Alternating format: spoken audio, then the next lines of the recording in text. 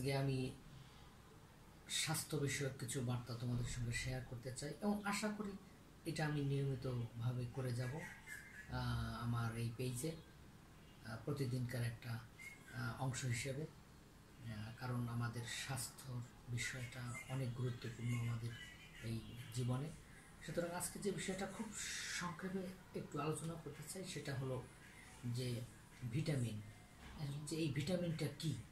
এই ভিটামিনটা হলো একটা অত্যাবশ্যকীয় জৈব রাসায়নিক উপাদান আমাদের এই খাদ্যের, এবং এটা কিন্তু আমাদের এই শরীরের ভিতর থেকে উৎপন্ন হয় না।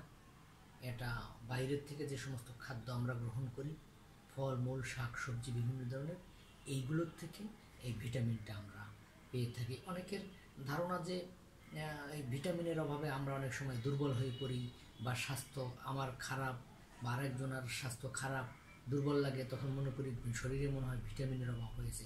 আসলে কিন্তু তা নয়।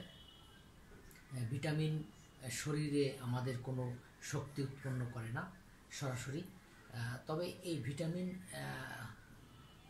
বিভিন্ন প্রকার খাদ্য, যেমন খাদ্যের যে ভাগ আছে, শর্করা জাতীয় খাদ্য, আমিষ জাতীয় খাদ্য এবং স্নেহ জাতীয় খাদ্য, এবং এই সমস্ত খাদ্যের বিপাক প্রক্রিয়ায় ভিটামিন অংশ নেয়, এবং যেগুলো আমাদের এই খাদ্যগুলোর সাথে ভিটামিন মিক্সড আপ হয়ে আমাদের শরীরের উপযোগী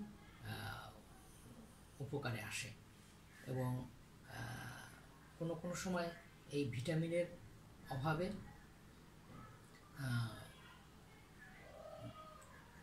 ওই খাদ্যগুলো সঠিকভাবে শরীরে ব্যবহৃত হতে পারে না। ওই ভিটামিনের অভাবে ওই খাদ্যগুলো সঠিকভাবে শরীরে কার্যকারিতা হতে পারে না, এবং ওই খাদ্যগুলোর যে সমস্ত অঙ্গে আমাদের ওই খাদ্যগুলো উপকার করে, তখন ওই ভিটামিনের অভাব হলে ওই খাদ্যগুলো সঠিকভাবে ওই অঙ্গে কার্যকারিতা হয় না। তখনই ওই অঙ্গগুলো বা আমাদের শরীরে তখন ভিটামিনের ঘাটতি দেখা দেয়, এবং তখন আমরা বিভিন্ন সমস্যায় পড়ি। সুতরাং এই জৈব রাসায়নিক বৈশিষ্ট্যের ভিত্তিতে এই ভিটামিনকে দুই ভাগে ভাগ করা যায়। একটা হলো পানিতে দ্রবণীয় এবং একটা হলো চর্বিতে দ্রবণীয়। তবে এই পানিতে যে দ্রবণীয় ভিটামিনটা, সেটা আমাদের শরীরে দীর্ঘদিন স্থায়ী হয় না, কিন্তু চর্বিতে দ্রবণীয় যে ভিটামিনটা সেটা আমাদের শরীরে দীর্ঘদিন স্থায়ী হয়, থেকে যায়। সেজন্য যদি আমরা এই পানিতে দ্রবণীয় যে যে সমস্ত ভিটামিন যে সমস্ত খাদ্য থেকে আসে, সেই খাদ্যগুলো যদি আমরা কম খাই, ঘাটতি হয়ে যায় কিছুদিন বাদ পরে, তখন কিন্তু এই ভিটামিনের ওই জাতীয় ভিটামিনটা আমাদের শরীরে ঘাটতি দেখা দেয়। যেমন তাহলে চর্বিতে দ্রবণীয় যে সমস্ত ভিটামিনগুলো, সেগুলোকে একটু জানা দরকার।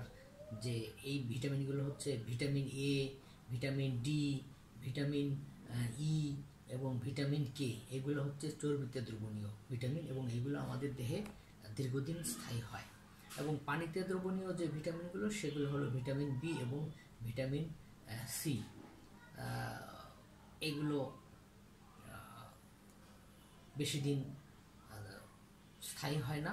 সুতরাং এইগুলোর যদি আমরা নিয়মিত এই যে সমস্ত খাদ্যে এই ভিটামিন বি এবং ভিটামিন সি পাওয়া যায়, সেগুলো যদি আমরা না খাই, তখনই আমাদের ওই ভিটামিনের অভাবগুলো আমাদের দেহে দেখা দেয়। সুতরাং আজকে তাহলে আমরা এ পর্যন্তই রাখি।